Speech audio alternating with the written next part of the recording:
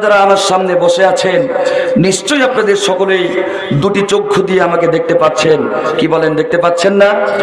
অথচ আল্লাহ পাক আমার এই দুটি চক্ষু দিয়ে আপনাদের একটি ভাইকেও দেখার মতন সুযোগ দান করে নাই। তবে আলহামদুলিল্লাহ, অন্ধ হিসেবে আমার কোনো দুঃখ নেই, আমার কোনো কষ্ট নেই। তার কারণ হচ্ছে আল্লাহ পাক আমাকে অন্ধত্বের উসিলায় দুনিয়ার বুকে চোখের যে সমস্ত গুনাহ হয় সে সমস্ত গুনাহ থেকে আল্লাহ আমাকে বেঁচে থাকার সুযোগ করে দিয়েছেন। সেই জন্য আমি পড়ে নিচ্ছি আলহামদুলিল্লাহ। প্রিয় ভাইয়েরা, আল্লাহ পাকের কাছে এই আশাটুকু আমি করতে পারি না? জোরে বলেন, পারি না? আল্লাহ যেন তা কবুল করে নেয়, জোরে বলেন আমিন। আমার ভাইয়েরা, আমি আপনাদের সামনে মূল্যবান আলোচনা করতে পারবো সে সাহস এবং যোগ্যতা কোনোটাই আমার ভেতরে নেই। তবে আমার একটি বুক ভরা আশা। আশাটা কি বলবো? কি বলেন ভাই? আপনারা সকলে আসতে বললেন কেন? সকলে বলেন না, বলবো। সে বুক ভরা আশাটা হচ্ছে আমি আপনাদেরকে সাথে করে নিয়ে শেষ মোনাজাতে এমন একটি চক্ষু সঙ্গে করে আল্লাহ পাকের দরবারে কাঁদতে চাই যে চক্ষু দ্বারা আল্লাহ তার এই বান্দাকে আজ পর্যন্ত একটি গুনাহ করেন নাই। শেষ মোনাজাতে কষ্ট করে হলেও আমার আলোচনা আপনাদের ভালো লাগুক অথবা নাই লাগুক, কষ্ট করে হলেও শেষ মোনাজাত পর্যন্ত সকলে থাকতে রাজি আছেন? আপনারা থাকবেন? আপনারা থাকবেন এটা আমি বিশ্বাস করেছি। কিন্তু যেভাবে আওয়াজ দিচ্ছেন মনে সন্দেহ দূর হচ্ছে না। কষ্ট করে হলেও শেষ মোনাজাত পর্যন্ত সকলেই থাকবেন। আল্লাহ যেন থাকার তৌফিক দান করে দেয়, জোরে বলেন আমিন। আসুন, wait and see, come to the point. প্রিয় ভাইরা, আপনারা যারা ইতিপূর্বে আমার আলোচনা শুনেছেন নিশ্চয়ই লক্ষ্য করে থাকবেন আমি এক একটি মাহফিলে এক একটি সুনির্দিষ্ট বিষয়ের উপরে কথা বলতে পছন্দ করি। আজও আমার স্বভাবসুলভ বৈশিষ্ট্য অনুযায়ী আপনাদের খেদমতে যে আলোচ্য বিষয়টা নিয়ে আসতে চাই, আমার আজকের আলোচ্য বিষয়টা হচ্ছে ঈমান এবং আমল। জোরে বলেন তো ভাই, আজকের আলোচ্য বিষয়টা কি? ঈমান এবং আমল। এটি একটি কন্টেন্টিক বিষয়, প্রণিধানযোগ্য বিষয়। তার কারণ হচ্ছে মুসলমানদের যদি ঈমানটাই না থাকে তাহলে মুসলমানদের অস্তিত্ব, স্মৃতি চিহ্ন কিছুই থাকে না। আমার ভাইয়েরা, আমি আপনাদের সামনে সূরাতুল কাহাবের 108 নম্বর আয়াতে কারিমা তেলাওয়াত করেছি। এই সূরাতুল কাহাবে আল্লাহ পাক খুব হৃদয় বিদারক কিছু আলোচনা করেছেন, সেদিকে যাওয়ার মতন সুযোগ আমার হবে না। আল্লাহ পাক এখানে বলছেন ইন্নাল্লাযীনা আমানু, ইন্না মানে নিশ্চয়। জোরে বলেন তো ভাই, ইন্না মানে কি? নিশ্চয়। আল্লাযীনা, যে বা যারা, আমানু ঈমান এনেছে, ও আমিলুস সলিহাত নেক কাজ করেছে, ভালো কাজ করেছে, কানাত লাহুম জান্নাতুল ফিরদাউসিল যুলা, আমি আল্লাহ পাক ওই নেক কাজ এবং ভালো কাজের বিনিময় যে জান্নাত দান করব, সেই জান্নাতের প্রশস্ততা, বিশ্বস্ততা আসমান এবং জমিনের চাইতে হাজারো গুণ বড়। জোরে বলেন সুবহানাল্লাহ। তাহলে আল্লাহ পাক বলছেন যারা ঈমান এনেছে, আপনারা যারা আমার সামনে বসেছেন, আপনারা বলুন, আপনারা কি সকলে ঈমান এনেছেন? কথা বলেন না কেন? ঈমান কি এনেছেন? বুঝেই বলেছেন তো, ঈমান এনেছেন সবাই? তাহলে এখন প্রশ্ন হচ্ছে, আপনারা বলছেন আপনারা ঈমান এনেছেন, আপনাদেরকে বলছি একটা জিনিস যদি আপনাদের খরিদ করা লাগে, কেনা লাগে, তাহলে এই জিনিসটা কেনার জন্য আপনারা নিশ্চয়ই বাড়ি থেকে বাজার ঘাটের উদ্দেশ্যে রওনা হন। কি বলেন, রওনা হন না? একটা জিনিস কেনার জন্য যদি বাজার ঘাটে যেতে হয়, তাহলে ঈমান আনার জন্য আপনারা কোন জায়গায় গেছেন বলেন? আসলে আমরা ঈমান আনি নাই, আমরা ঈমান উত্তরাধিকার সূত্রে পেয়েছি। আপনারা বলতে পারেন হুজুর তা কেমন? সেটা হচ্ছে আমার আপনার দাদা ছিল মুসলমান। কি বলেন, কথা ঠিক না ঠিক? এ ভাই কথা বলেন না কেন, ঠিক না ঠিক?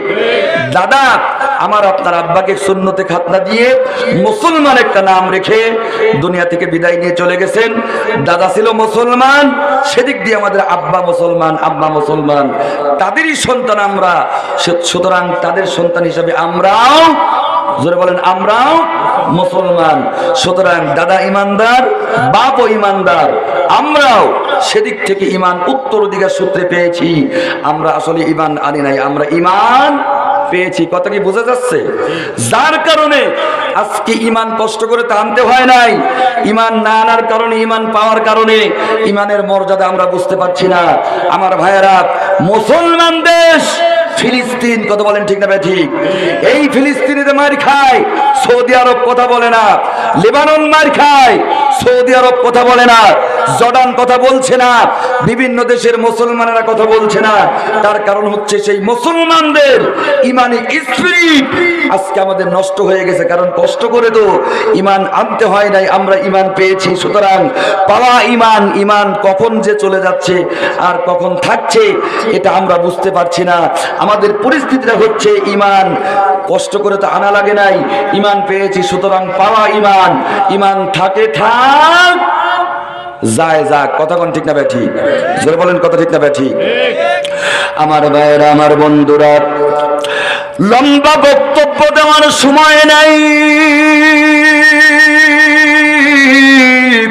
আমার ভাইরা, আমার বন্ধুগণ, যারা ইমান এনেছিলেন, ভাইজান, ইমান পাওয়ার ইমানে আনার মধ্যে পার্থক্যটা কি বন্ধু? আমি আপনাদের সামনে খোলাখুলি আলোচনা করতে চাই। আপনারা সকলে শুনতে রাজি আছেন না নাই? আর একটু আওয়াজ দিয়ে বলেন রাজি আছেন না নাই? ও মুসলমান, ইমান আনার ইমান পাওয়ার পার্থক্যটাকে আমি আপনাদের সামনে বলছি। ও বন্ধু, নবীজির সাহাবীরা ইমান এনেছিল, ইমান কিন্তু তারা পায় নাই।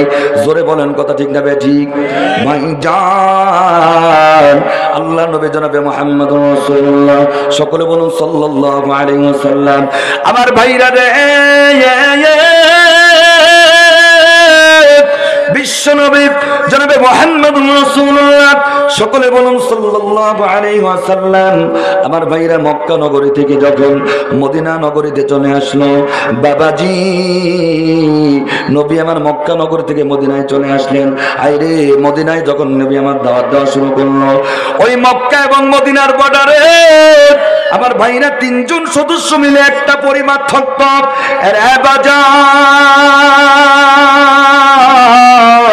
ওই তিনজন পরিবারের মধ্যে স্বামী আর স্ত্রী, আর আল্লাহ পাক তাদেরকে একটা কন্যা সন্তান দান করেছিল। এই মেয়েটা আম্মা জানকে ডাক দিয়ে একদিন হঠাৎ করে বলতেছে, আম্মা জান, আমি আপনাকে একটা কথা বলবো গো মা। এবার মা ডাক দিয়ে বলতেছেন, বিটি রে, এত মিনতি করে কেন বলো? কি বলতে চাও তুমি? আবার আমাকে পরিষ্কার করে বলে দাও। এবার বিটি ডাক দিয়ে বলতেছেন, মা, আমি আপনার কাছে একটা ব্যাপারে জানতে চাই। ওই ব্যাপারটা হচ্ছে, ওই বিষয়টা হচ্ছে গো মা, আব্দুল্লাহর পুত্র মুহাম্মদুর রাসূলুল্লাহ, সকলে বলুন সাল্লাল্লাহু আলাইহি ওয়াসাল্লাম, এই লোকটা সম্পর্কে আপনার ধারণা কি? আপনি আমাকে একটু বলে দেন। মা ডাক দিয়ে বলতেছেন, বিটি রে, যে লোকটা সম্পর্কে তুমি জানতে চাও, এই লোকটা সাধারণ কোনো মানুষ নয়। আমার চোখে এই লোকটা চাইতে ভালো কোনো মানুষ আসমানের নিচে জমিনের উপরে আর হতে পারে না। ও মুসলমান,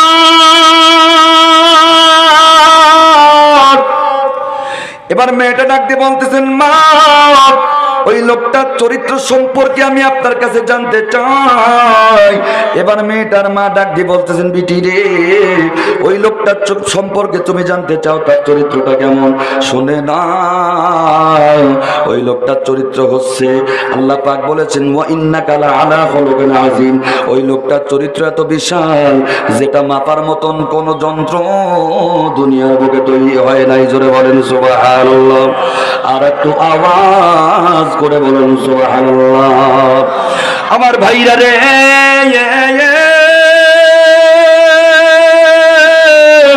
প্লিজ কোন দিকে নজর নাই। এবার মেয়েটা ডাকতে বলছেন, আম্মা জান, আপনি যখন এত সুন্দর করে কথা বলতেছেন, তাহলে আমি আপনাকে একটা অনুরোধ। এইবার মেয়েটা ডাকতে বলতেছেন, আম্মা জান, আপনি ওই লোকটা সম্পর্কে আপনি যখন এত সুন্দর কথা বলতেছেন, তাহলে চলেন আমরা সকলেই কালেমা পড়ে মুসলমান হয়ে যাই। এবার মেয়েটার মা ডাকতে বলতেছেন, বিটি রে, তুমি যা বলেছো খবরদার ওই কথাটা দ্বিতীয়বার বইল না। ও বিধি, তুমি কি জানো না তোমার বাবা সাধারণ কোনো মানুষ নয়, তোমার বাবা হচ্ছে কুরাইশ দলের লিডার। তুমি যদি কালেমা পড়ে মুসলমান হইয়া যাও, এইটা যদি মক্কার লিডারেরা জানতে পারে, তাহলে তোমার বাবার কিন্তু ক্ষমতার চেয়ার আর থাকবে। জোরে বলেন থাকবে। আমার ভাইরা রে, আজও পৃথিবীতে দেখা যাচ্ছে সামান্য একটু ক্ষমতার জন্য মানুষ সত্যকে মিথ্যা বলে চালিয়ে দেয়। জোরে বলেন ঠিক না ঠিক? মিথ্যাকে সত্য বলে চালিয়ে দেয়, এরকম দৃশ্য আছে না নাই?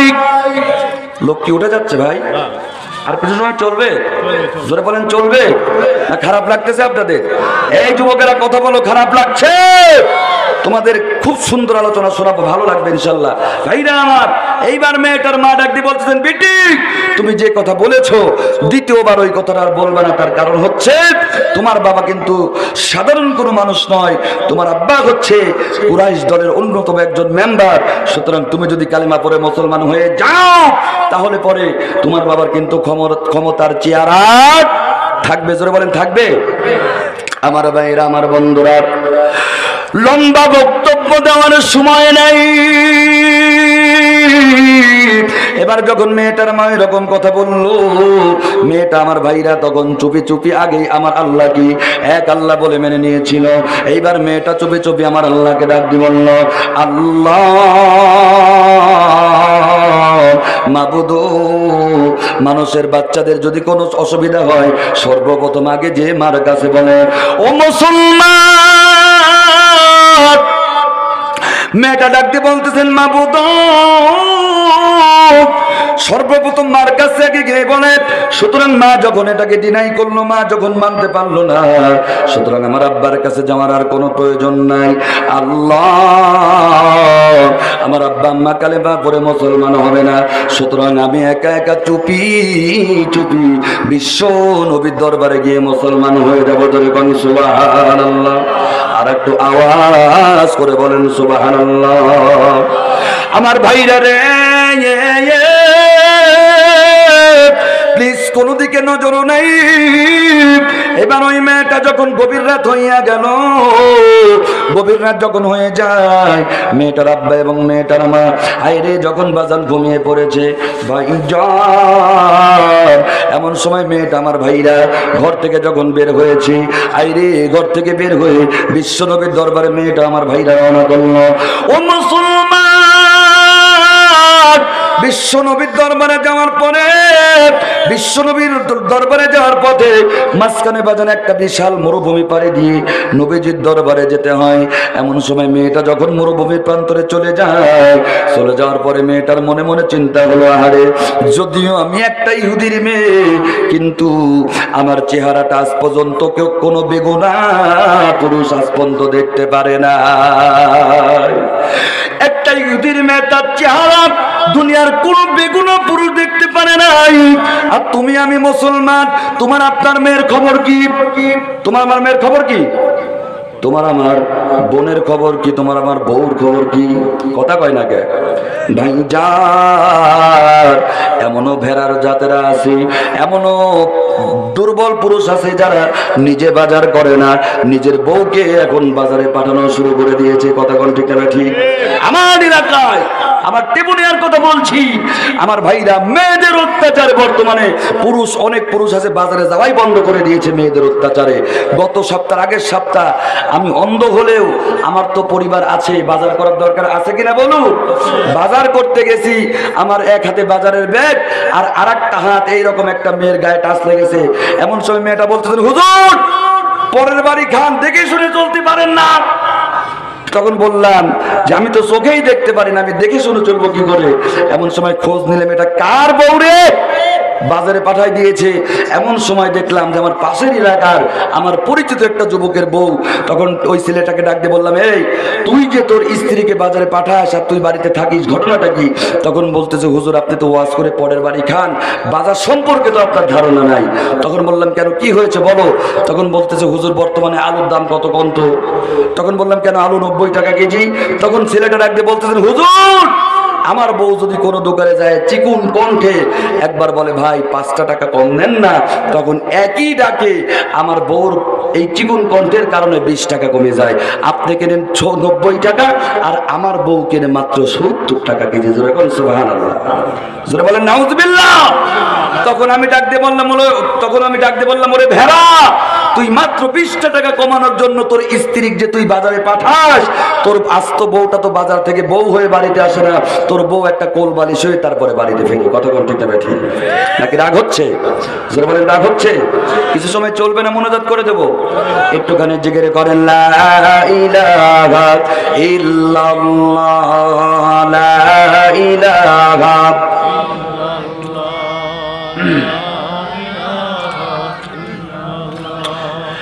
লা ইলাহা ইল্লাল্লাহু মুহাম্মাদুর রাসূলুল্লাহ।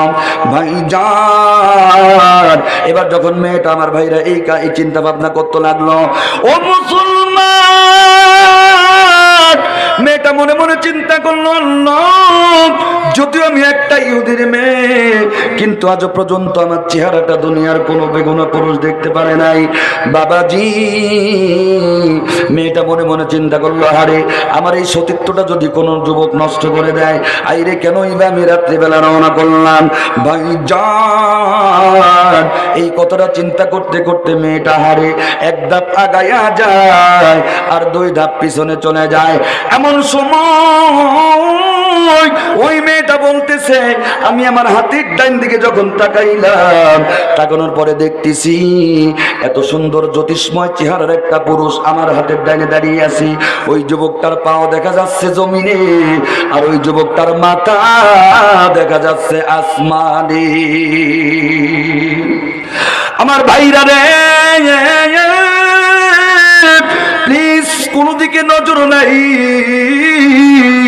মেয়েটা বলতেছে, আমার বাম দিকে যখন আমি তাকাইলাম, আইরে তাকানোর পরে দেখা যায় ওই রকম আর একটা যুবক আমার হাতের বাম দিকে তাকায় আছে।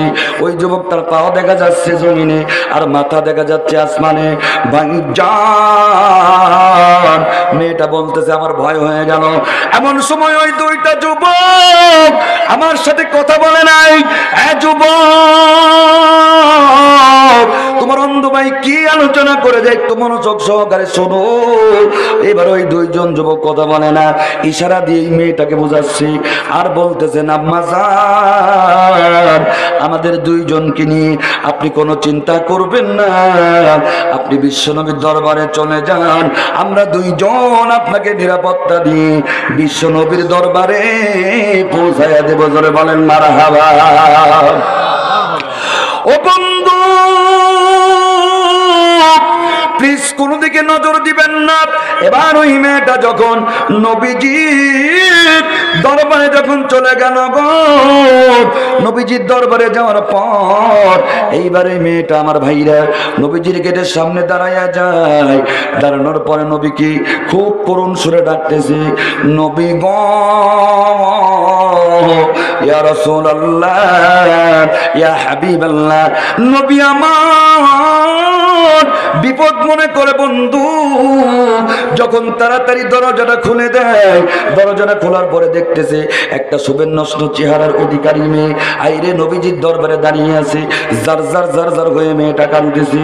ভাইজান, এইবার মেয়েটার কান্না দেখে নবী আমার আর ধৈর্য ধরে থাকতে পারেন নাই। নবীজির দাড়ি মুবারক ভিজে ভিজে আমার ভাইরা পানি পড়তেছে। ও মুসলমান, এবার নবী ডাক দিয়ে বলতেছেন, বেটি রে, তুমি এরকম করে কান্নাকাটি করতেছ, ও মা তোমার বাড়ি কোথায়, তোমার দেশটাই বা কোথায়? এইবার মেয়েটা ডাক দিয়ে বলতেছেন, নবী গো, আমার বাড়িটা মক্কা এবং মদিনার বর্ডারে।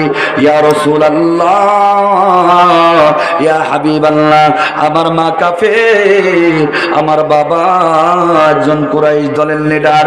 ও নবী, আমার মাকে প্রস্তাব দিয়েছিলাম, আমার মা কালেমা পড়ে মুসলমান হবে না গো, আমার বাবার সামনে যাওয়ার পরিস্থিতি আমার নাই। নবী আমার ডাক দিয়ে বলতেছেন, মা তুমি কি চাও? এইবার আমার ভাইরা মেয়েটা ডাক দিয়ে বলতেছেন, নবী গো, তামাম পৃথিবী একদিকে আর আমি একদিকে। নবী নবী আপনি আর দেরি করবেন না, আমাকে কালিমা পড়ায়া মুসলমান বানায়া দেন। জোরে বলেন মারহাবা, আর একটু আওয়াজ দিয়ে বলেন মারহাবা। নবীজি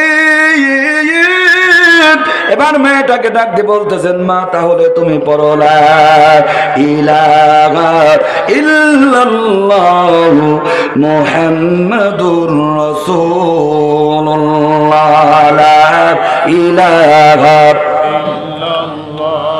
ও মুসলমান, খারাপ লাগতেছে নাকি ভাই? একটু আওয়াজ কমে গেল কেন বলুন, খারাপ লাগছে কিনা? আলোচনা কিন্তু আমি এখনো শুরু করি নাই, আমাকে বাজারে একটু সময় দিতে হবে, যেহেতু আমি আপনাদের এলাকায় কোনোদিন আসি নাই। আর 20টা মিনিট যদি কথা বলি বন্ধু, আপনারা চলে যাবেন। কারা কারা একটু হাতটা তুলে দেখান। কেউ কি যাবেন ভাই? আর ইমান আনার ইমান পাওয়ার পার্থক্যটা বোঝাচ্ছি, আমার ভাষা বুঝতে আপনাদের কোনো অসুবিধা হচ্ছে নাকি? আমার ভাইরা রে, এবার ওই মেয়েটা বলতেছেন, নবী গো, ইয়া রাসূলুল্লাহ, ইয়া হাবিবাল্লাহ, আমি কালেমা পড়ে মুসলমান হয়ে গেছি। নবী গো, আপনি আমাকে অনুমতি দেন, নবী আমি বাড়িতে যেতে চাই। এবার নবী আমার ডাক দিয়ে বলতেছেন, বিটি রে, আমি তোমাকে এখন বাড়িতে যেতে দিতে পারি না। তার কারণ হচ্ছে কোনো জঙ্গলি জানোয়ার অথবা কোনো খারাপ যুবক তোমার ক্ষতি করতে পারে, তুমি একা একা বাড়িতে যেও না। ও মুসলমান, এবার নবীর কথা মতো মেয়েটা ডাক দিয়ে বলতেছেন, নবী গো, ইয়া রাসূলুল্লাহ, ইয়া হাবিবাল্লাহ, আপনি আমাকে একা বলবেন না, আপনার বাড়িতে আসতে গিয়ে আমার বড় ভয় হয়েছিল। নবী গো, এমন সময় আরে আমার ডান দিকে আমি যখন তাকাইছি, দেখতেছি এমন সুন্দর একটা যুবক, ওই যুবকটার নবী পাও দেখা যায় জমিনে আর মাথাটা দেখা যায় আসমানে। বাম দিকে যখন তাকাইছি, বাম দিকে তাকানোর পরে দেখতেছি একই রকম ওই দুইটা যুবক। নবী আমার ডাক দিয়ে বলতেছেন, বেটি রে, তুমি সত্য করে বলো, ওই রকম যুবক কি তুমি ইতিপূর্বে দেখেছো নাকি? এবার মেয়েটা ডাক দিয়ে বলতেছেন, নবীজি, ওই আল্লাহর কসম করে বলতেছি, ওই মেয়েটাকে ওই রকম দুইজন যুবককে আমি কোনোদিন দেখি নাই। এবার নবী আমার ডাক দিয়ে বলতেছেন, বেটি রে, তুমি ওই দুইজন যুবককে আর মানুষ বইল না, শুধুমাত্র কালেমা পড়ে মুসলমান হবে নিয়াত করেছ, এখনো কালেমা পড়ে মুসলমান হও নাই। আমার আল্লাহ তোমাকে নিরাপত্তা দেওয়ার জন্য দুইজন রহমতের ফেরেশতা পাঠাই দিয়েছে। এখন তুমি কালেমা পড়ে মুসলমান হয়ে গেছো, এখন তোমাকে পাহারা দেওয়ার জন্য আমার আল্লাহ দুইজন ফেরেশতা পাঠাবে না, তোমাকে পাহারা দেওয়ার জন্য আমার আল্লাহ হাজার হাজার রহমতের ফেরেশতা পাঠাইয়া দিবি। সুবহানাল্লাহকে বলবেন না? কথা বলছেন কেন আপনারা? লোক কি উঠে যাচ্ছে? এই পেছনের ভাইরা কথা বলেন তো, আলোচনা কি আর কিছু সময় চলবে নাকি শেষ করে দেব? আর কিছু সময় চলবে তো ইনশাআল্লাহ, সকলে বলেন না কেন? মেয়েটা নবীজির হাতে কালেমা পড়ে বাড়িতে চলে আসছে। আসার পরে এইবার মেয়েটা, আমার ভাইরা ঠিক মতো খায় না, ঠিক মতো ঘুমায় না। মেয়েটার মধ্যে আমার ভাইরা একটা আশ্চর্যজনক পরিবর্তন এসে গেল। এখন আপনাদের সামনে প্রশ্ন হচ্ছে, আপনারা বলুন তো, মেয়েদের অথবা ছেলেদের যদি কোনো রকম হঠাৎ করে পরিবর্তন এসে যায়, সর্বপ্রথমে আগে কে লক্ষ্য করে বলেন তো ভাই? কথা কন না কেন? মা। সেই মাটা তো আবার হওয়া লাগবে।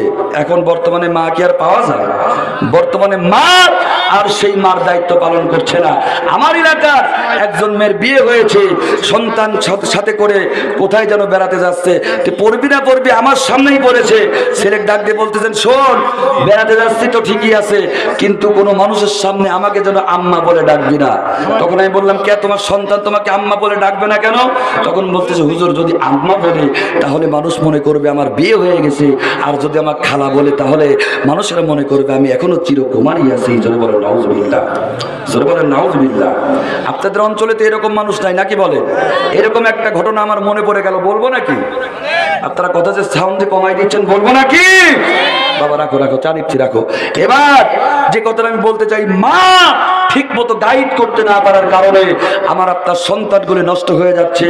আমার ভাইরা চুয়াডাঙ্গা জেলায় গেছিলাম ওয়াজ করার জন্য, আমার খাদেমটা সাথেই আছে। ওই দিকের নিয়ম হচ্ছে হুজুর যত ওয়াজই করুক সকালবেলা বিদায় করে, ওরা রাত্রিবেলা বিদায় করে না। আমাকে বিদায় করে নাই, আমি সকালবেলা বসে আছি। এমন সময় দুইজন মানুষ, বুড়া আর বুড়ি, বুঝতেছেন তো আপনারা, বুড়া আর বুড়ি আমার কাছে সকালবেলা এসে একদম একজন ডাইন পায়ে একজন বাম পায়ে, দুইজন হাত দিয়ে আমার পায়ে গড়মড় পাও চেপে ধরছে। তখন বলতেছে হুজুর বাঁচান বাঁচান বাঁচান। তখন বললাম কে রে? আমি হচ্ছে ওয়াজ করালো, কেউ ডেট মেট যদি নিতে চায় তাহলে আমার কাছে আসতে পারে। বাসান বাসান বলে ডাক দিচ্ছে। আমি ডাক দিয়ে বললাম, এই বুড়া, বাসান বাসান বলছেন, বাঁচানোর মালিক তো আমি না। বাঁচানোর মালিক কে? জোরে বলেন তো কে? তখন বললাম কি হয়েছে আপনার? তখন বলতেছে হুজুর আমার একটা মাত্র মেয়ে। চিন্তা করলাম আল্লাহ, আমার তো বউ একটা আছে, একটা মাত্র মেয়ে, ঘটনা কি বলতে চায়?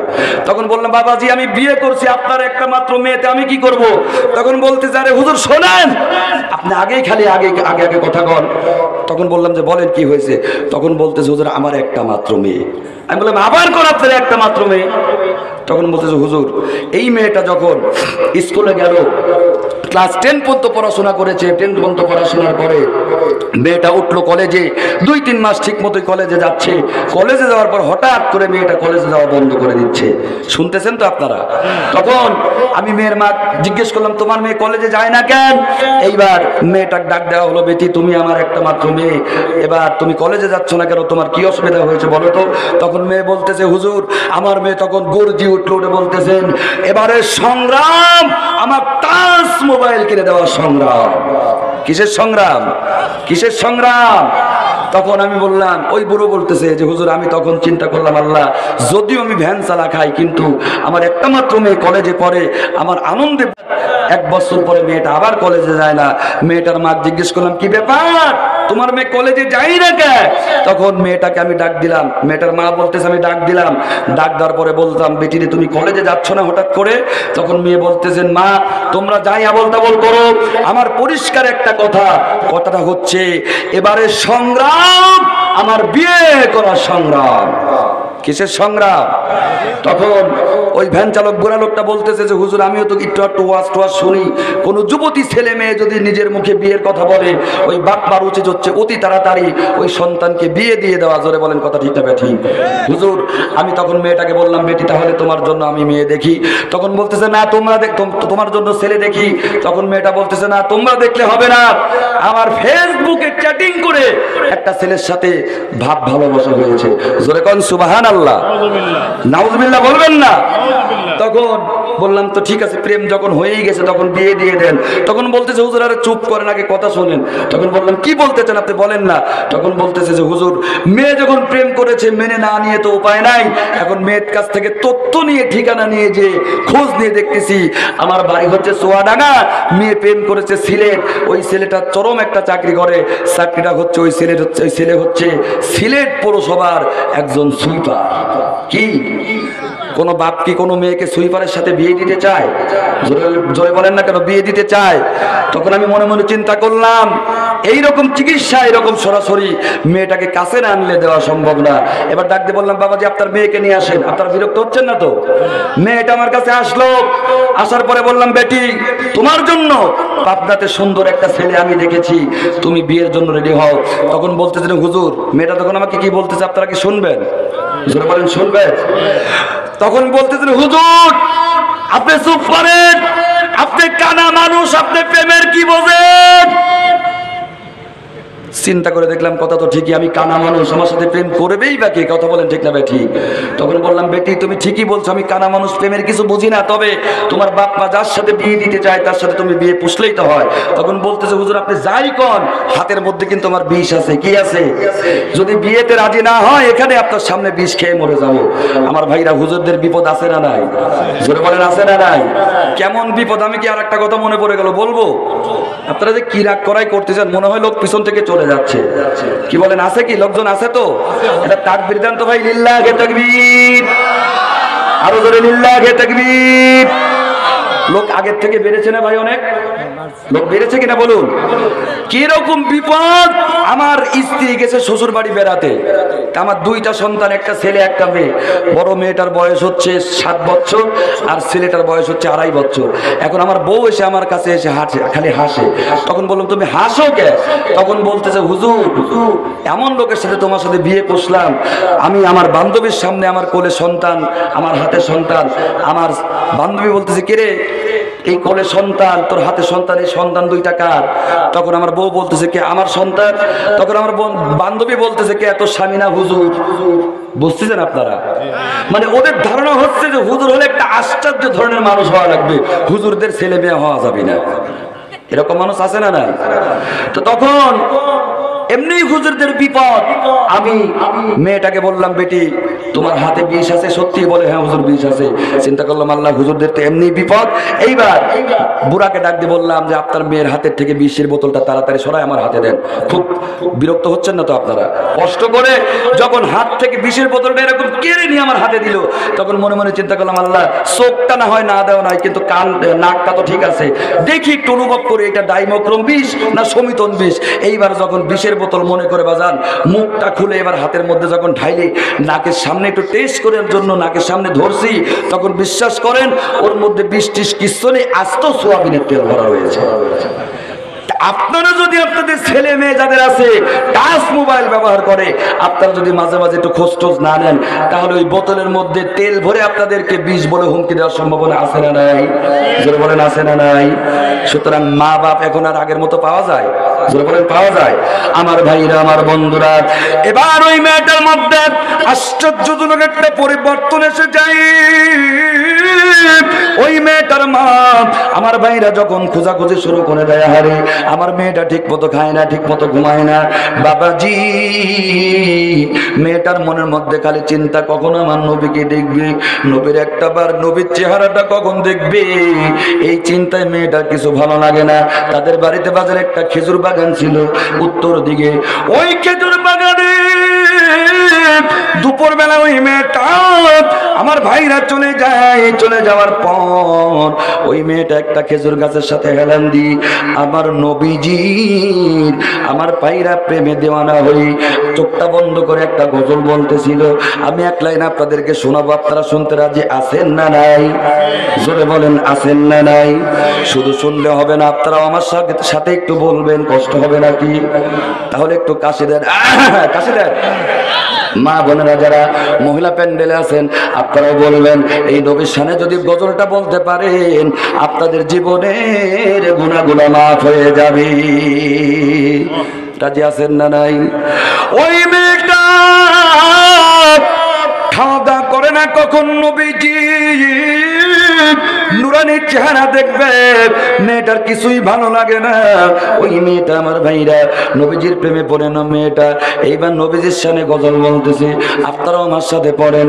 মেয়েটা বলতেছে, পাইলে নিরালায় গো নবী, পাইলে নিরালায়, বলুন পাইলে নিরালায় গো নবী, তোমার কদম ধরে চুমা খাবো, কদম ধরে চুমা খাবো, চরণ ধুলি মাগবো গায়, পাইলে নিরালায় গো নবী। বলেন না কেন? ওরে মদিনা শহর বহু দূরে,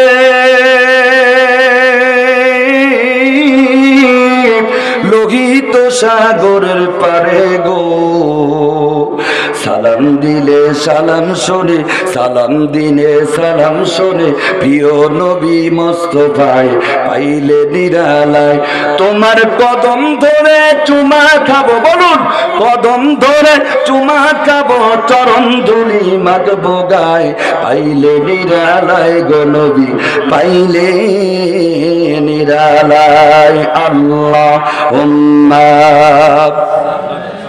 পয়সা কই মাওলানা।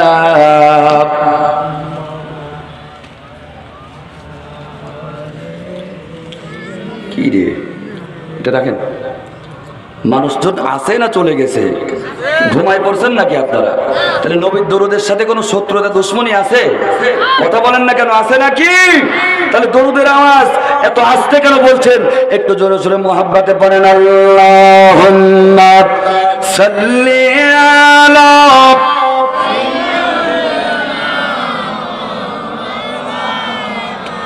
ওয়া আলা আলি সাইয়্যিদিনা।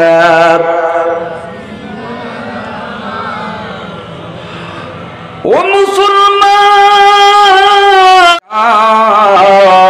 এমন সময় মেয়েটার মা যখন সামনে চলে যায়, বাবাজি, ওই মেয়েটা আমার ভাইরা মাকে দেখার সাথে সাথে হারে তিনি তেলার মতটা চেঞ্জ করে দিল।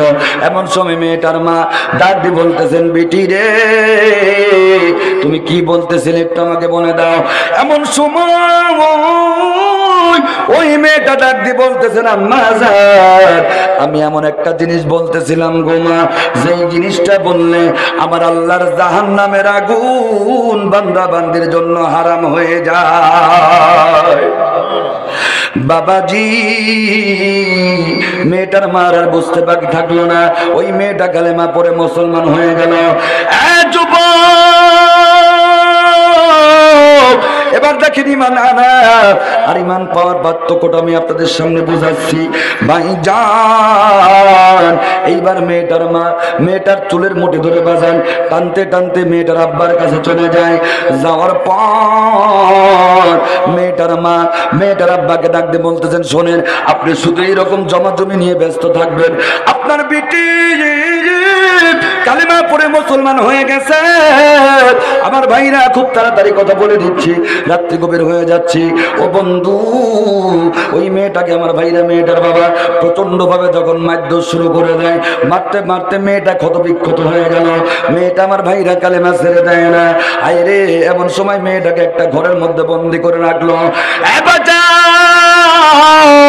ঘরের মধ্যে বন্দি করিয়া মেয়েটার আব্বার মেয়েটার মা যখন বাজান অন্য ঘরের মধ্যে ঘুমাইতে যায়, ঘুমাতে যাওয়ার পরে সকালবেলা যখন উঠেছি বন্ধু রে, উঠার পরে দেখা যাচ্ছে মেয়েটার বাবা দুটি চোখ আল্লাহ পাক বন্ধ করে দিয়েছে। আল্লাহ পারে না, পারে না, জোরে বলেন পারে না, পারে না। আল্লাহর ওলিদের বিরুদ্ধে যারা সাক্ষী দিয়েছিল বাজান কোরআনের পাখিদের বিরুদ্ধে, তাদের অ্যাকশন আল্লাহ পাক নিয়েছেন না নেয় নাই? কথা বলেন না কেন, নিয়েছেন না নেয় নাই? ভাইজান, আমাকে বারবার বলে দেওয়া হয়েছে, হুজুর আপনি খবরদার উত্তেজনামূলক কোনো কথা বলবেন না। বাবাজি, নতুন একটা জায়গায় এসেছিলাম, মনে করেছিলাম প্রাণ ভরে কথা বলবো, ভাঙাচোরা যে কথাগুলাই বলছি, চেপে চেপে কথা বলতে হচ্ছে। আপনারা বুঝতে পারছেন তো? সবাই বিরক্ত হচ্ছেন না তো আপনারা? আমার ভাইরা রে, ওই ইহুদির যখন চোখটা বন্ধ হয়ে গেল, দুনিয়ার বুকে কত ডাক্তার কত কবিরাজ দিয়া যখন আমার ভাইরা চিকিৎসা করা হয়, কোন ডাক্তার কোন কবিরাজ যখন আইরে ইহুদির চোখটা ভালো করতে পারে না, বাবাজি শেষ পর্যন্ত রিপোর্ট দিল আপনার চোখ কোনোদিন আর ভালো করা সম্ভব নয়। এইবার ইহুদি বাড়িতে চলে আসছে। আসার পরে বাবা কান্দে রে, মা দুঃখী নৌকা দে। এবার মেয়েটা ঘরের মধ্যে বন্দি আছে। মেয়েটা ডাক দিয়ে বলতেছেন, মা আপনিও কাঁদেন, বাবাও কাঁদে, তার কারণটা কি? এইবার মেয়েটার মা ডাক দিয়ে বলতেছেন, বিটি তুমি আমাদের একটা মাত্র মেয়ে, আইরে তুমিও শত্রুর সাথে হাত মিলাইছো। ও বেটি, মনে দুঃখের কথা তোমাকে বলে আর কি হবে? এবার মেয়েটা ডাক দিয়ে বলতেছেন, আম্মা জান তারপরেও একটু আপনি বলেন না। এবার মেয়েটার মা ডাক দিয়ে বলতেছেন, বিটি রে তোমার বাবার দুটি চোখ অন্ধ হয়ে গেছে। ও মা, বাবার চোখ অন্ধ হয়ে গেল, ডাক্তার কবিরাজরা কি বলে? এবার মেয়েটার মা ডাক দিয়ে বলতেছেন, ডাক্তার কবিরাজরা বলেছে তোমার বাবার নাকি চোখ ভালো হবে না। এইবার মেয়েটা ডাক দিয়ে বলতেছেন, আম্মা জান আমার হাতে পায়ের বাঁধনটা যদি একটু খুলে দেন, আমি একটু শেষ চেষ্টা করতে চাই। আমার বন্ধু খুব সংক্ষেপ করে দিচ্ছে, কোনো দিকে নজর দিবেন না আপনারা। এবার যখন ওই মেয়েটার আইরে হাতে পায়ের বাঁধনটা খুলে দেওয়া হয়, এইবার মেয়েটা আমার ভাইরা একটা দৌড় দিয়ে বিশ্ব নবীজির দরবারে পৌঁছায় গেল। জোরে বলেন মারহাবা, আর একটু আওয়াজ দিয়ে বলেন মারহাবা। ভাইজান, বিশ্ব নবীর দরবারে যখন মেয়েটা পৌঁছায় গেল, আইরে পৌঁছে যাওয়ার পরে মেয়েটা ডাকতে বলতেছেন, নবী গো, ইয়া রাসূলুল্লাহ, ইয়া হাবিবাল্লাহ। এইবার নবীর বাড়ি থেকে আওয়াজ আসতেছে, কে গো তুমি ডাকো? নবী তো বাড়িতে নাই, নবী আমার দ্বীনের জন্য, নবীজি কাফেরদের বিরুদ্ধে যুদ্ধ করার জন্য বাইরে আছে।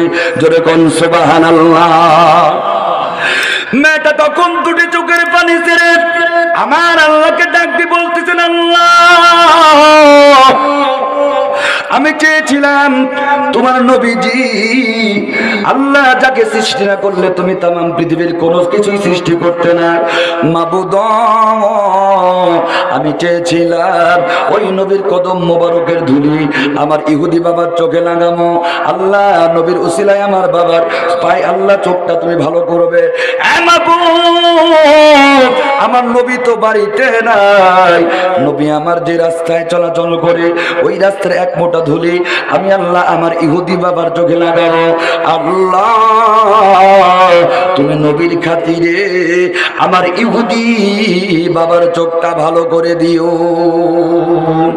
আল্লাহ ভালো করতে পারে না? পারে না? জোরে বলেন, পারে না? পারে না? অপন্তু। এবার ওই মেয়েটা নবীজি কদম মুবারকের ধুলি যেই রাস্তা দিয়ে বিশ্ব নবী চলাচল করে গো, ওই রাস্তার এক মোটা ধুলি আমার ভাইরা মেয়েটা হাতের মধ্যে নিয়ে আমার ভাইরা ইহুদি বাবার সামনে চলে গেল। ভাইজান, ইহুদি বাবার সামনে চলে যাওয়ার পরে এবার ওই মেয়েটা আমার ভাইরা মনে মনে কি পড়তেছে আপনারা সকলেই আমার সাথে পড়ুন, বিসমিল্লাহির রাহমানির।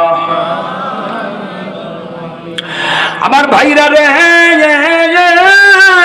আমাকে কিন্তু একটু সময় দিতে হবে, আগেই বলেছি বন্ধু, আমার মনের কিছু কথা আপনাদের সামনে বলবো। ভাইজান, এই বিসমিল্লাহির রহমানির রহিম বলে যখন নবীজির কদম মোবারকের ধুলি ইহুদির চোখের সামনে লাগায়, আমার আল্লাহ আমার নবীকে এত পরিমাণ ভালোবাসে। আরে বাবাজি, নবীজির সামনে নবীজির কদম মোবারকের ধুলি ইহুদির বাবার চোখের সামনে যখন লাগাইছে, আমার আল্লাহ নবীজির সম্মানের খাতিরে ওই ইহুদির চোখটা মুহূর্তের মধ্যে বাজান ভালো করে দেয়। ও বন্ধু, এইবার ইহুদির বাজান বড় খুশি হয়ে গেল। ইহুদি ডাক দিয়ে বলতেছেন, বেটিরা, দুনিয়ার কত ডাক্তার কত কবিরাজ দিয়া আমার এই চোখের চিকিৎসা করলাম, কোন ডাক্তার কোন কবিরাজ আমার চোখটা ভালো করে দিতে পারলো না। বেটিরে, তুমি কোন বা মহামানবের কদম মুবারকের ধুলি আমার চোখে লাগাইলা, যার কারণে আমার চোখটা ভালো হয়ে গেল, তুমি তার নাম ঠিকানাটা একটু বলে দাও, আমি তাকে পুরস্কার করতে চাই। এবার মেয়েটা কি বলতেছে আপনারা কি শুনবেন? সকলে বলেন শুনবেন। ওই মেয়েটা তখন বাবার সামনে দাঁড়িয়ে এবার ওই মেয়েটা আমার ভাইরা কাদা কাদা কণ্ঠে বলতেছে, আমার নবীর কদম ধুলি বাবা তোমার চোখে দিছি তুলি, নবীর কদম মুবারকের উসিলায় চোখ ভালো গুলো ইশকে রব্বানা, নবী যারা ভালোবাসে জান্নাত হবে ঠিকানা, নবী যারা ভালোবাসবে জান্নাত হবে ঠিকানা। জোরে বলেন মারহাবা। ভাইজান, মেয়েটাকে অন্যায় করেছে নাকি? জোরে বলেন, অন্যায় করেছে নাকি? এ মুসলমান, এবার ওই মেয়েটা যখন এই কথা বলেছে, মেয়েটার বাবা ইহুদি, ইহুদির আমার ভাইরা তামাম শরীরের মধ্যে আগুন ধরে যায়। এবার ডাক দিয়ে বলতেছেন, বিটি, আমার চোখ অন্ধ ছিল বল ভালো ছিল, আমার শত্রুর কদম মোবারকের ধুলি দিয়ে আমার চোখ ভালো হয়েছে, এটা আমি চাই না। মেয়েটার মাকে ডাক দিয়ে বলতেছে, স্ত্রী, তুমি দেরি কইরো না, তাড়াতাড়ি ঘরের মধ্যে প্রবেশ করো। স্ত্রী ঘরের মধ্যে মধ্যে প্রবেশ করার পর দেখবে আমি যেই খাটের উপরে ঘুমাই ওই খাটের নিচে দেখবে একটা রাঙ্গা তরোয়ালি আছে। ওই রাঙ্গা তরোয়ালিটা আনো, যেই চোখ যেই হাত দিয়ে আমার চোখের মধ্যে আমার শত্রুর কদম মোবারকের ধরে লাগাইছে, ওই হাতটা আমি আর জমিনে রাখবো না। মেয়েটার কোন অপরাধ আছে নাকি ভাই? আমার ভাইরা রে, প্লিজ কোনো দিকে নজরও নাই। যখনই আমার ভাইরা হুকুম করে দিল, এবার মেয়েটার মা আমার ভাইরা ঘরের মধ্যে প্রবেশ করলো। ও আমার মা বোনেরা গো, ইমান কিন্তু এত সোজা জিনিস নয়। এইবার যখন ঘরের মধ্যে প্রবেশ করলো, আইরে প্রবেশ করার পরে খাটের নিচ থেকে রাঙ্গা তরোয়ালি টানা হয়। এবারে গদি ডাকতে বলতেন, স্ত্রী এই মেয়েটার ডান হাতটা টান টান করে ধরো। যখন টান টান করে ধরা হলো, বাজান রে মা হাতটা টান টান করে ধরেছে, আর বাবা ডান হাতের মধ্যে এমন ধরে একটা কোপ লাগায়া দেয়। একটা কোপ লাগানোর সাথে সাথে ওই মেয়েটার ডান হাতটা কেটে জমিনের উপরে পড়ে যায়। ডান হাতটা যখন জমিনের মধ্যে পড়ে যায়, মেয়েটা হাতটা এরকম উপরে টান টান করে ধরে রেখেছে। ওই হাত দিয়ে বাজান টপ টপ টপ টপ করে রক্ত পড়ে, কাটা হাত। এবার মেয়েটা আমার আল্লাহকে ডাক দিয়ে বলতেছেন, আল্লাহ আমার কোনো অপরাধ নাই, চুরি করি নাই, ডাকাতি করি নাই, শুধু তোমার নবীকে ভালোবাসার কারণে আল্লাহ আমার ডান হাতটা কেটে পড়ে গেল। আল্লাহ ও মাবুদ, আমার জীবন যদি চলে যায় চলে যাক, কোনো অসুবিধা নাই। আল্লাহ ইমান একবার যা এনেছি আমার জীবনের বিনিময় হলেও আল্লাহ তোমার নবীজির কালেমা আমি ছাড়ব না। আমার ভাইরা রে, এবার ওই মেয়েটা যখন মাটির দিকে তাকাইছে, তাকানোর পরে দেখতেছে আইরে হাতটা, কাটা হাতটা থর থর থর থর থর করে কাঁপতেছে। এবার মেয়েটা আমার ভাইরা কাটা হাতের দিকে তাকায় বলতেছেন, কাটা হাত তুমি লাফালাফি করো না, বন্ধ করে না। কাটা হাত কিয়ামতের ময়দানে আমার কোনো আমল যদি আল্লাহর দরবারে কবুল না হয়, সেদিন তুমি কঠিন ময়দানে আমার পক্ষে সাক্ষী দিও। আমি আমার নবীর প্রেমে পড়ে নবীর কালেমা ঠিক রাখার জন্য, আল্লাহর প্রতি ঈমান ঠিক রাখার জন্য দুনিয়ার বুকে তুমি তাজা কাটা হাত, তোমাকে আমি হাত কুরবানি করে দিয়েছি, তথাপি আমি ঈমান হারা হই নাই। সুবহানাল্লাহকে বলবেন না? আমার যুবক ভাইরা রে, পর্দার অন্তরালের মা বোনেরা, এবারে গুদি নাকি বলতেছে এই মেয়েটাকে টানতে টানতে ঘরের মধ্যে বন্দি করে রাখো 41 দিন। মেয়েটাকে কোন রকম খাবার দাবার দিতে পারবে না। বন্ধুগণ, এই মেয়েটা না খেতে যখন জমিনের উপরে পড়ে মরে যাবে, তখন এই মেয়েটাকে আমরা দূরে কোথাও ফেলে দিয়ে আসবো। ভাইজান, এবার মেয়েটার মা বেঈমান কাফির, একটু জিকির করেন লা ইলাহা না লা ইলাহা ইল্লাল্লাহ মুহাম্মাদুর রাসূলুল্লাহ। জোরে বলুন সাল্লাল্লাহু আলাইহি ওয়াসাল্লাম। ভাইজান, পোকা মাকড়ের তো কোনো জ্ঞান কাণ্ড নাই, কথা বলেন ঠিক না বেঠি? ওয়াজ করতেছি, ওরা হুজুরও চেনে না, কিছু চেনে না, সরাসরি মুখের ভিতরে চলে যাচ্ছে। কি লোক উঠে যাচ্ছে না তো? আর 10টা মিনিট কি শুনবে? পেছনের ভাই আপনারা কথা বলছেন না কেন? আমার আলোচনা ভালো লাগছে না আপনাদের? আর 10টা মিনিট চলবে কিনা বলুন। আমার বন্ধু এবার ইহুদিটা তার স্ত্রীকে ডাক দিয়ে বললো, শোনো, এই মেয়েটাকে একটা ঘরের মধ্যে বন্দি করে রাখো, তাকে কোন রকম খাবার দিতে পারবে না। এবার ওই ইহুদি মহিলা মেয়েটাকে টানতে টানতে বাজান ঘরের মধ্যে নিয়ে ধাক্কা দিয়ে যখন ফেলে দেয়, মেয়েটা জমিনের উপর হয়ে পড়ে গেল।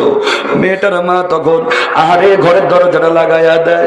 এবার মেয়েটা দুটি চোখের পানি ফেলে আমার আল্লাহকে ডাক দিয়ে বলতেছে, আল্লাহ, দুনিয়ার বুকে মা তার সন্তানকে ভুলে যেতে পারে, ও মাবুদ তুমিও যদি ভুলে যাও, আল্লাহ আমার আর কোনো জায়গায় যাওয়ার জায়গা নাই।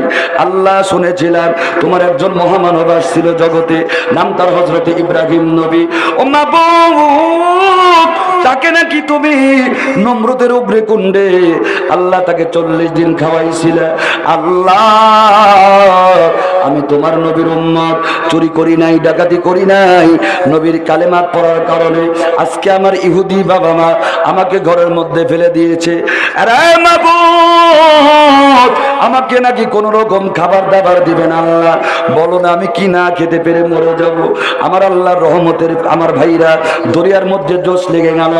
আল্লাহ পাক ডাক দিয়ে বলল, জিব্রাইল রে, আমার বান্দি আমার কাছে আশ্রয় চেয়েছে, আমি আল্লাহ আমার রহমতের দরিয়ায় জোশ লেগেছে, তুমি জিব্রাইল দেরি কইরো না, আমার বান্দি যতদিন ঘরের মধ্যে থাকবে আমি আল্লাহ তার জন্য আমার জান্নাতুল ফেরদাউস খুলে দিলাম। আমি আল্লাহ চাই তার জন্য তুমি নিজের হাতে 3 বেলা জান্নাতি খাবার তার মুখে তুমি পৌঁছায় দিয়ে আসবা। জোরে জোরে বলা যাবে নাকি একবার মারহাবা? আমার বন্ধু, অনেক ঘটনা সংক্ষেপ করে দিচ্ছি। এবার ওই মেয়েটা ঘরের মধ্যে বন্দি আছে। 41 দিন যখন হয়ে যায়, 41 দিন হয়ে যাওয়ার পরে ইহুদি বাবা তার স্ত্রীকে ডাক দিয়ে বলল, স্ত্রী, আমার মেয়েটা মনে হয় না খেতে না খেতে জমিনের উপরে মরে পড়ে গেছে, মুখ পচে আছে, যাও তার লাশটা একটা বস্তার মধ্যে বন্দি করো, আমরা রাতে কোনো জায়গায় ফেলে দিয়ে আসবো। ইমানদার যদি না হয়, মা বাবার অন্তরেও দয়া মায়া থাকে না। এইবার মা মনে মনে চিন্তা করলো, আমার মেয়েটা না খেতে না খেতে মনে হয় জমিনের উপরে মরে পড়ে আছে, পচে তার শরীরটা গন্ধ হয়ে গেছে। এই দুর্গন্ধযুক্ত শরীরে গন্ধ যদি আমার নাকের মধ্যে লাগে তাহলে কোন রকম খাবার আমি খেতে পারবো না। সুতরাং ইহুদি মহিলা নাকের মধ্যে আমার ভাইরা একটা আঁচল পেঁচালো, পেঁচানোর পরে এইবার যখন ঘরের দরজাটা খুলে দেয়, বন্ধু এবার ইহুদি মহিলা সাক্ষী দিচ্ছে, যখন আমি ঘরের দরজাটা খুলে দিলাম, ভাইজান নাকের মধ্যে আহারে আঁচল পেঁচাইছিল, মরা পচা গন্ধ লাগবে, সেই জন্য এবার ইহুদির স্ত্রী বলতেছে, চলো দুনিয়াবাসী, আমি আমার নাকের ভেতরে আর এমন সুন্দর জান্নাতি গন্ধ পেলাম যে গন্ধ দুনিয়ার বুকে আমি আর কোনোদিন পাই নাই। পচা গন্ধ আমার নাকের মধ্যে লাগে নাই। আমার বন্ধুরা রে, এবার ইহুদির স্ত্রী লক্ষ্য করে দেখতেছে 40 দিন পর্যন্ত যে মেয়েটাকে কোন রকম খাবার দেই নাই, ওই মেয়েটার কি বাঁচার কথা নাকি? বলেন, কথা বলেন না কেন আপনারা? ওই মেয়েটা তো না খেতে না খেতে মরে যাওয়ার কথা। ভাইজান ইহুদির স্ত্রী সাক্ষী দিচ্ছে, আমার মেয়েটা দুনিয়ার বুকে মরে যায় নাই, বরং আমি দেখতে পাচ্ছি আমার মেয়েটা আরে জমিনের উপরে সিজদারত অবস্থায় সুন্দর করে বলতেছে, সুবহানা রাব্বিয়াল আ'লা, সুবহানা রাব্বিয়াল আ'লা। আমার ভাইরা রে, এবার ওই মেয়েটা আমার ভাইরা মেয়েটার মা সহ্য করতে পারে না, বাবাজি একটা দৌড় দিয়ে ওই মেয়েটাকে আমার ভাইরা জমিনের উপরে তুলে মেয়েটারে গালে ও গালে মেয়েটার মা চুমা লাগায় দেয়। ডাক দিয়ে বলল, বেটি রে, 40টা দিন তোমাকে কোনো খাবার দিলাম না, বেটির সারা শরীর থেকে রক্ত পড়ে, তুমি কি করে বেঁচে থাকলে? তোমাকে কেই বা খাবার দিল? এইবার মেয়েটা ডাক দিয়ে বলতেছেন, আম্মা জান, দুনিয়ার বুকে মা তার সন্তানকে ভুলে যেতে পারে, কিন্তু তার আল্লাহ তার বান্দিকে ভুলে যায় নাই। ও মা, আমার আল্লাহ আমাকে জান্নাতি খাবার খাওয়াইছে 40টা দিন। ও বন্ধু, আপনারা হয়তো বিরক্ত হয়ে যাচ্ছেন, আমি বাজান আর 10টা মিনিট আপনাদের কাছে ভিক্ষা চাই, রাজি আছেন না নাই? আমার মন বলতেছে, কেন বলতেছে জানি না, আমার মন বলতেছে আজকে যারা অন্ধ মানুষের হাতে হাত লাগায়া মোনাজাত করবে, আল্লাহ পাক তাদের দোয়া আজকে ফেরত দিবে না। মোনাজাত করতে রাজি আছেন তো সবাই? বন্ধু এবার মেয়েটার মধ্যে যখন বাজান কথা হচ্ছিল, আইরে এমন সময় লক্ষ্য করে দেখতেছি ওই ঘরের দিকে 6টা যুবক 6টা ঘোড়ার মধ্যে উঠে টকবক করে তাদের ঘরের দিকে আসতেছে। এমন সময় 6টা যুবক ওই ঘরের দিকে এসে দাঁড়ায়া বলতেছেন, আসসালামু আলাইকুম ইয়া আহলাল বাইতি। মেয়েটা বলতেছেন, ওয়া আলাইকুম আসসালাম। মেয়েটার মা ডাকতে বলতেছে, যুবকরা তোমরা কারা রে? তোমাদের বাড়ি কোথায়? তোমাদের ঘর কোথায়? এবার ওই 6 জন যুবক বলতেছেন, মা আমরা 6 জন মদিনার যুবক, এই জায়গায় কেন আসছো? আমরা জানতে পেরেছি এই ঘরের মধ্যে একটা মেয়ে বন্দি অবস্থায় আছি। এবার মেয়েটার মা বলতেছে, ও বেটা তোমরা কেমন করে জানলে? এবার 6 জন যুবক ডাক দিয়ে বলতেছেন, বিটি আমরা যখন ঘরের মধ্যে ঘুমাতে যাচ্ছিলাম এমন সময় আমাদের এলাকার রাস্তা দিয়ে কে যেন হেঁটে যায় আর আমাদেরকে চিল্লাইয়া চিল্লাইয়া বলে, ও মদিনার যুবকরা, মক্কা এবং মদিনার বর্ডারে একটা মেয়ে বন্দি অবস্থায় আছে, এই মেয়েটাকে তোমরা যে বিবাহ করতে পারবে সেই ব্যক্তি দুনিয়ার বুকে দুনিয়ায় থাকা অবস্থায় জান্নাতি মেয়ের স্বামী হিসাবে তোমরা গণ্য হবে। যেরকম মারহাবা। বেটি আমরা আপনার মেয়েকে বিবাহ করতে এসেছি জান্নাতি একটা মেয়ের স্বামী হওয়ার জন্য। এবার মেয়েটা ডাক দিয়ে বলতেছেন, ভাইজান আপনারা আসছেন 6 জন আর মেয়ে হিসাবে আমি একা, সুতরাং একা তো আর 6 জনকে বিবাহ করতে পারবো না, তোমাদের পরীক্ষা দিতে হবে। 6 জন বলল, কি পরীক্ষা? এবার মেয়েটা ডাক দিয়ে বলতেছে, এই 6 জনের মধ্যে যে আমাকে জান্নাতি গান শোনাতে পারবে তাকে আমি বিবাহ করব, আর 6 জনের মধ্যে একজন যদি ফেল করো তাহলে একজনকেও আমি বিয়ে করবো না। বাজান 5 জন ফেল করে গেল, একটা যুবক এখন বাজান পাস করে গেল।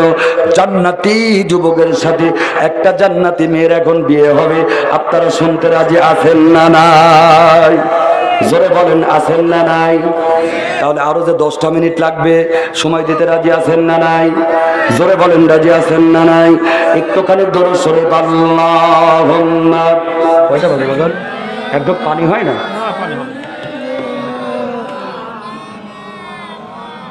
10:45। ওয়ালা আলিহি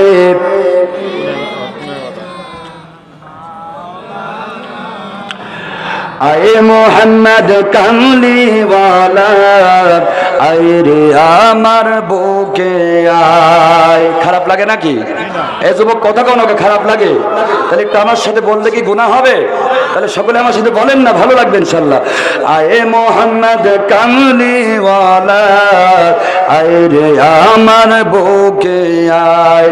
ডাকে তোমার কৃত দাসে, ডাকে তোমার কৃত দাসে, শান্তি দাও মোর কোলে যাই।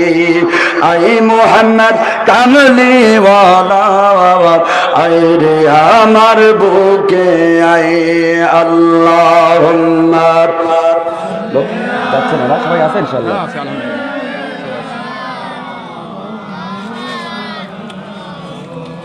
ওয়ালা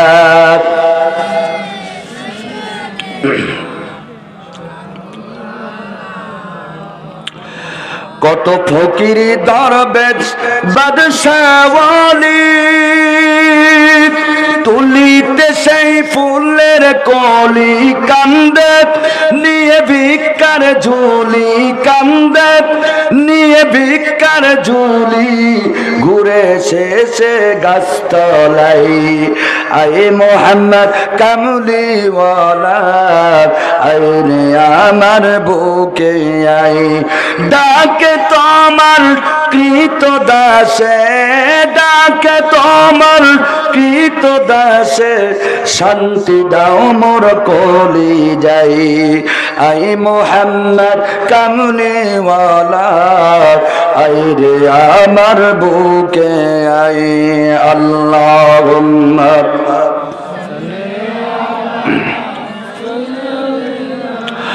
مولانا محمد وعلى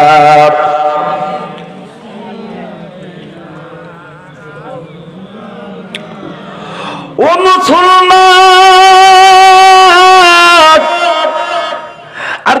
মিনিট আমাকে সময় দিতে হবে।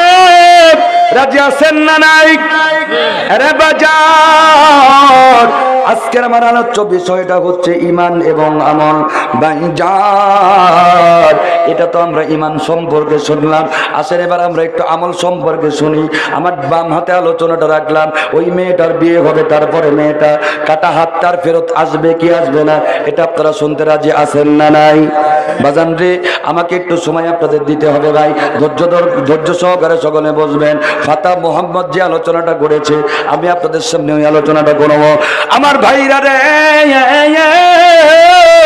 মক্কা নগরীতে একটা মানুষ ছিল, যেই মানুষটা আমার ভাইরা মরে যাওয়ার সাথে সাথে ওই মক্কা নগরীতে বাজান 5টা দিন মানুষেরা নাওয়া খাওয়ার কথা ভুলে গিয়েছিল।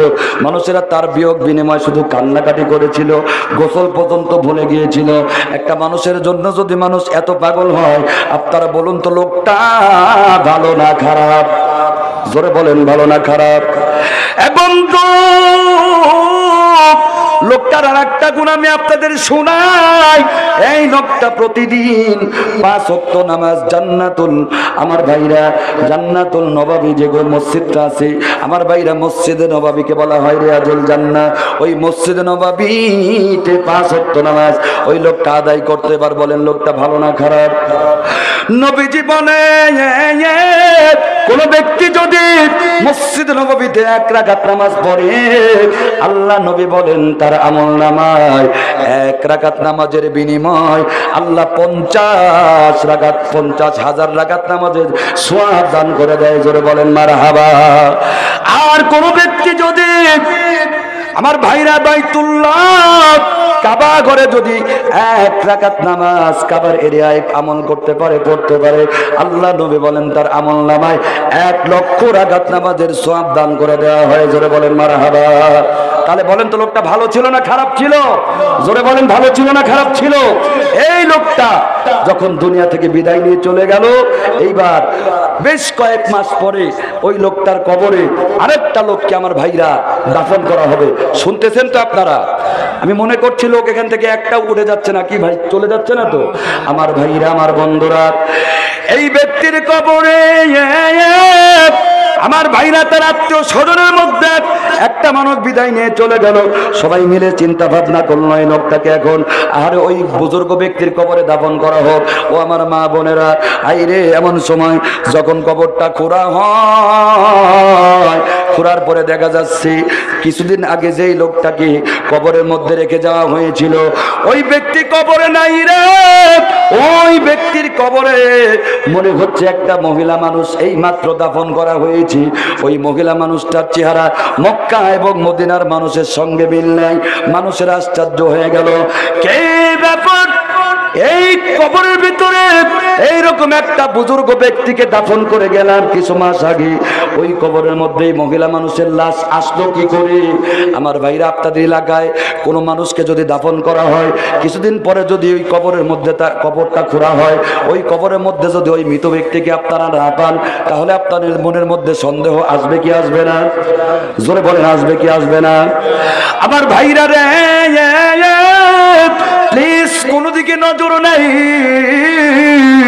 ওই সময়টা ছিল হজের মাস, সকলের মধ্যে একটা আমার ভাইরা গুঞ্জরণ সৃষ্টি হয়ে গেল। আইরে কবরের মধ্যে এত সুন্দর একটা বুজুর্গ ব্যক্তিকে দাফন করা হয়েছিল, ওই বুজুর্গ ব্যক্তিটা কোন জায়গায় গেল? আমার ভাইরা, আমার বন্ধু, এমন সময় ফ্রান্স দেশ থেকে একজন মানুষ নতুন হজ করতে এসছে। ওই ব্যক্তি কেমনে কেমনে জানে কবরের কাছে চলে এসছে। ব্যাপার কি রে, এখানে এত মানুষেরা বলছে যে ভাইজান, এই কবরের ভিতরে একটা বুজুর্গ ব্যক্তিকে দাফন করা হয়েছিল, ওই বুজুর্গ ব্যক্তিকে কবরে পাওয়া যায় না। ওই বুজুর্গ ব্যক্তির কবরে একটা মহিলা মানুষের লাশটা পাওয়া যায়। কি ব্যাপারে? এই মহিলাটাকে কেউ চিনতে পারে না। এইবার ওই হাজী সাহেব যখন ওই মহিলার দিকে তাকাইছে, তাকানোর পর ডাক দিয়ে বলতেছে, ও মক্কা মদিনার মানুষেরা, এই মহিলাটাকে তোমরা চিনতে পারবে না। এই মহিলার বাড়ি মক্কা এবং মদিনায় নয়, এই মহিলার বাড়ি হচ্ছে আমার এলাকায় ফ্রান্সের জমিনে।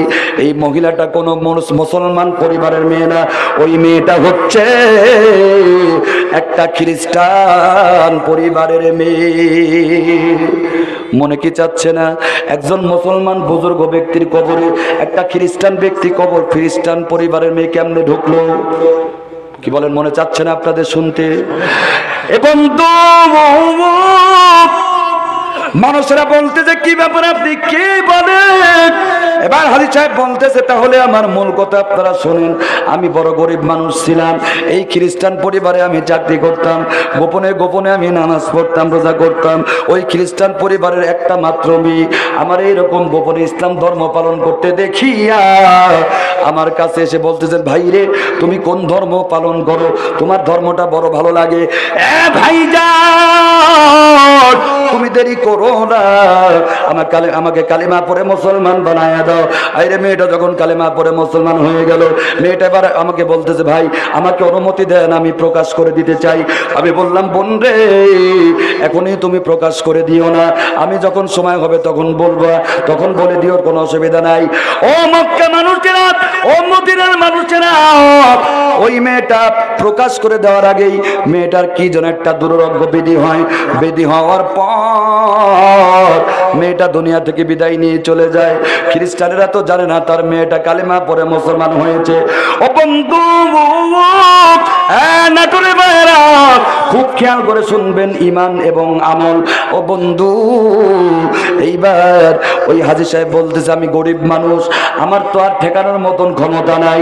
আমি দেখতেছি আল্লাহ প্রেমিক নবী প্রেমিক একটা বুজুর্গ ব্যক্তি মহিলাকে খ্রিস্টানদের নিয়ম অনুযায়ী খ্রিস্টানদের কবরের মধ্যে দাফন করা হয়, আমার ঠেকানোর ক্ষমতা নাই। আমার বড় খারাপ লেগেছে, আমি ওই বাড়ি থেকে চাকরি ছেড়ে দিয়ে চলে আসছি। তারপরে আপনাদের কবরে দেখতেছি আমার ওই বোনটার লাশ। মক্কা এবং মদিনার মানুষেরা বলতেছে, আরে তাহলে আপনি বাড়িতে চইলা যান, যাওয়ার পরে ওই খ্রিস্টান মহিলার কবরটা খুঁড়ে দেখবেন ওই কবরের মধ্যে কোন ব্যক্তি আছে। ভাইজান এবার মক্কা মদিনার মানুষেরা বলতেছে, আপনি খবরটা পাওয়ার সাথে সাথে আমাদেরকে জানাবেন। ও বন্ধু এবার ওই ব্যক্তি ফ্রান্সের জমিনে চলে আসছে। আমার ভাইরা রে, এবার ওই হাজী সাহেব যে বাড়িতে কাজ করত ওই বাড়িতে চলে আসার পরে বলতেছেন, মালিককে, মালিক আপনার মেয়েটাকে যে কবরের মধ্যে লাশ হিসাবে রেখে আসছেন, ওই কবরের মধ্যে কিন্তু আপনার মেয়েটা নাই, আপনার মেয়েকে আল্লাহ পাক জান্নাতুল বাকিতে রেখে আসছে। এবার বাড়িওয়ালা বলতেছে, তুমি পাগলামি কথা বলার জায়গা পাও না, আমার মেয়েটাকে আমরা খ্রিস্টান কবরে ফ্রান্সের জমিনে দাফন করেছি। আমার মেয়েটা কি করে জান্নাতুল নববীতে, আরে মদিনা শহরে নবীজি তৈরি করা গোরস্থানে কেমনে চান্স পায়? হাজী সাহেব ঘটনা শোনালেন যে আপনার মেয়েটা খ্রিস্টান ছিল না, আপনার মেয়েটা কালেমা পড়ে মুসলমান হয়েছিল। এইবার বাড়িওয়ালা বিশ্বাস করে না, না না তা হতেই পারে না। আমার ভাইরা রে প্লিজ কোনো দিকে নজর দিবেন না, কালেকশন আছে তাই আলোচনা দীর্ঘস্থায়ী করতে পারতেছি না। আমার মনে হচ্ছে আরো 2-1 ঘন্টা আলোচনা করি, আলোচনা করলে আপনারা থাকবেন না চলে যাবেন। জোরে বলেন না কেন থাকবেন না চলে যাবেন? ভাইজান ও আমার বড়াই গ্রামের ভাইয়েরা, বনপাড়ার ভাইয়েরা, নাটোরের ভাইয়েরা, লালপুরের ভাইয়েরা, আমার বন্ধু এবার বাড়িওয়ালা বলতেছে, তোমার কথা বিশ্বাস করি না। এবার হাজী সাহেব বলতেছে, চলেন আপনার মেয়ের লাশ কবরটা খুঁড়ে দেখি। অন্তত কবরে তো যতই লাশটা পচে যায়, ওই কবরের মধ্যে মানুষের হাড় গোড় কিছু হলেও তো থাকার কথা, একেবারে কি শেষ হয়ে যায় নাকি? কথা কন নাকি আপনারা? আমার ভাইরা রে,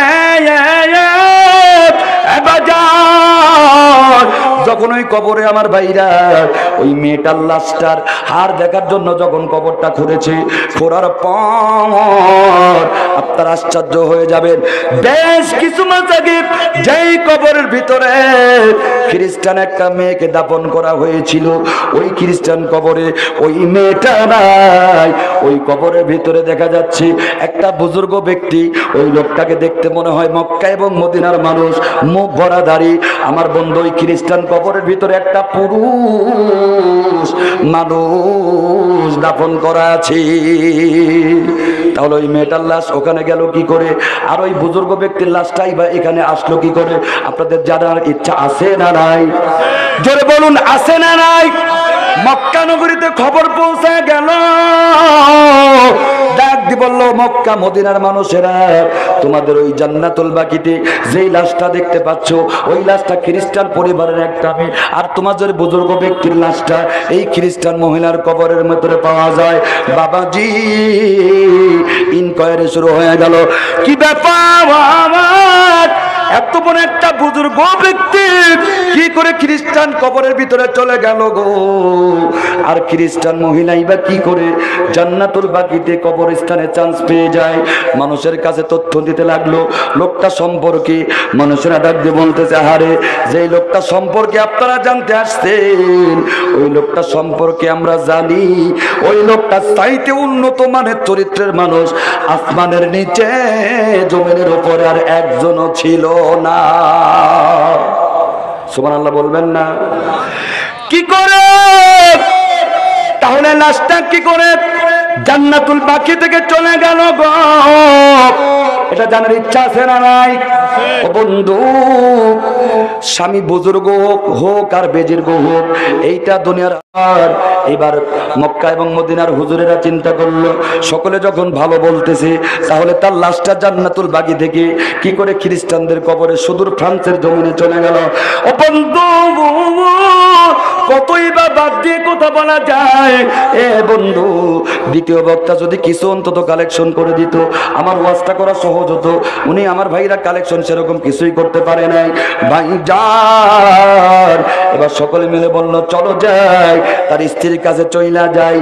স্ত্রীর কাছে যাওয়ার পর এবার স্ত্রীকে পর্দার ভিতর থেকে ডাক দিয়ে বলতেছে, মক্কা এবং মদিনার হুজুররা, আম্মা যান, আপনার স্বামী সম্পর্কে আপনি বলেন, আপনার স্বামী মানুষটা কেমন ছিল?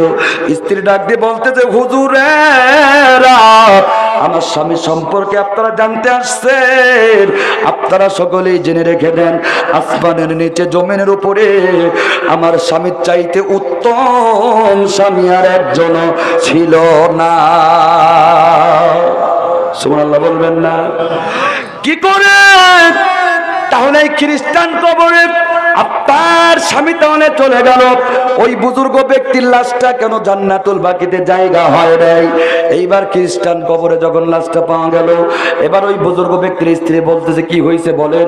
এবার হুজুররা বলতেছেন, আম্মা জান, আপনার স্বামীকে দাফন করেছিলাম জান্নাতুল বাকি গোরস্থানে, কিন্তু এখন আপনার আত্মীয়রা যখন মারা গেল, ওই আত্মীয়দের লাশটা যখন আপনার স্বামীর কবরে দাফন করতে চেয়েছিলাম, লাশটা দাফন করার জন্য যখন কবরটা খনন করেছি, তখন দেখা যাচ্ছে আপনার স্বামীর কবরে আপনার স্বামী নাই।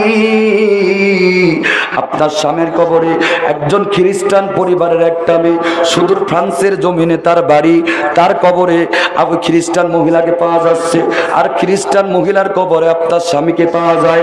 আপনার স্বামী সম্পর্কে আপনি যদি আরো গোপন করে তথ্য জানেন, সেটা আপনি আমাকে বলে দেন। এবার ওই মেয়েটা দুটি চোখের পানি ছেড়ে হুজুরদের কোন কথাটাই বা বললেন, কোন আমলের বিনিময়?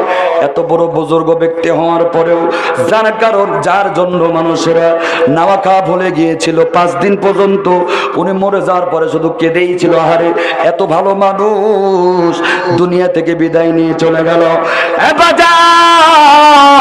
তার লাশটা কি করে জান্নাতুল বাকিতে জায়গা হয় নাই? একজন খ্রিস্টানদের কবরে জায়গা হয়েছে, আর খ্রিস্টান পরিবারের একটা মেয়ে, যে মেয়েটাকে কেউ চিনত না, ওই তার লাশটা কি করে জান্নাতুল বাকিতে ওই বুজুর্গ ব্যক্তির কবরে আসছে? ওই মেয়েটাই বা কি বলবে? এটা আমি খোলাখুলি সরাসরি আপনাদেরকে বলে দিয়ে যাব। আপনাদের সকলের শোনার ইচ্ছা আছে না নাই? কারা কারা শুনবেন না? যারা যারা শুনবেন সকলে একটু জোরে জোরে তাকবীর লাগাবেন। লিল্লাহি তাকবীর, লিল্লাহি তাকবীর। তাহলে আলোচনা আরো যদি 20 মিনিট হয়, আপনারা চলে যাবেন?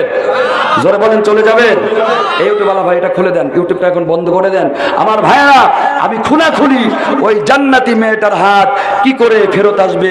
জান্নাতে একটা মেয়ে, জান্নাতে একটা পুরুষের সাথে বিয়ে হবে, আর এই বুজুর্গ ব্যক্তি এত আমল করার বিনিময় কি করে তার লাশটা একটা খ্রিস্টান কবরে পাওয়া গেল? আর খ্রিস্টান ব্যক্তি, যাকে খ্রিস্টান বলে মানুষেরা জানে, তার লাশটা কি করে ওই বুজুর্গ ব্যক্তির কবরে আসছে? এটা কি সকলের জানার ইচ্ছা আছে? যারা বলেন আছে। আমিও আপনাদেরকে বলবো ভাইজান, এই দুই হাতে দুইটা আলোচনা আমি রেখে দিয়েছি। আরো একটা হৃদয় বিদারক চিত্র আপনাদের সামনে তুলে ধরা হবে। এই মসজিদকে কেন্দ্র করে মাহফিল দেওয়া হয়েছে। আমি দুনিয়ার বুকে মা দেখি নাই, বাবা দেখি নাই, রাস্তা দিয়ে একা একা চলতে পারি না, না দেখে আল্লাহর কোরআনুল কারীমের হাফেজ হয়েছি। ভাইরা আমার, এই মসজিদের জন্য 10,000 টাকা, 5,000 টাকা আমার ভাইরা, মসজিদের জানলা লাগবে উপরতলায়, 8টা জানলা লাগবে। সভাপতি সাহেব বলতেছিল আপনাদের আত্মীয় স্বজন যাদের মারা গেছে তাদের জন্য দোয়া করা হবে। 2-1,000 করে টাকা নগদ বাকিতে আল্লাহর হস্তে আপনারা একটু দিলে, যত তাড়াতাড়ি দিবেন আমি তত তাড়াতাড়ি আজকের আলোচনাটা ফিনিশিং দিয়ে আমার আরো কিছু প্রয়োজনীয় কথা আছে সেগুলো বলবো ইনশাআল্লাহ। কোন ব্যক্তির নামে সর্বপ্রথম আমি 10,000 টাকার দোয়া করবো? একটু হাতটা তোলেন তো, হাতটা তোলেন। যে হুজুর, দুনিয়ার বুকে আপনি দুটি চোখ দিয়ে মা বাবার মুখটা দেখতে পারেন নাই, আপনি না দেখে আল্লাহর কোরআনের হাফেজ হয়েছেন, আপনার হাতে মসজিদের জন্য 10,000 টাকা। ও যুবক, তোমাদেরকে এখন জ্বলে উঠতে হবে আপন শক্তিতে। কথা বলো ঠিক না বে ঠিক? জোরে বলো ঠিক না বে ঠিক? তোমরা খবরদার দুনিয়ার বুকে আবল তাবল কোনো দিকে তোমরা পাও বাড়াবা না, কারণ তোমাদের রক্ত যখন জমিনের উপরে পড়েছে, এই জমিন ইনশাআল্লাহ ইসলামের জমিন আল্লাহ বানাবে। এই কথা বলেন ঠিক না বেঠি? কথা অনেক বলার ছিল, বলা গেল না। আসেন ভাই, 5,000 টাকা কে দিবেন? যে হুজুর, আমার মা নাই, বাবা নাই, শ্বশুর শাশুড়ির জন্য 5,000 টাকা, মসজিদের জানালা লাগবে, 2-1 বস্তা করে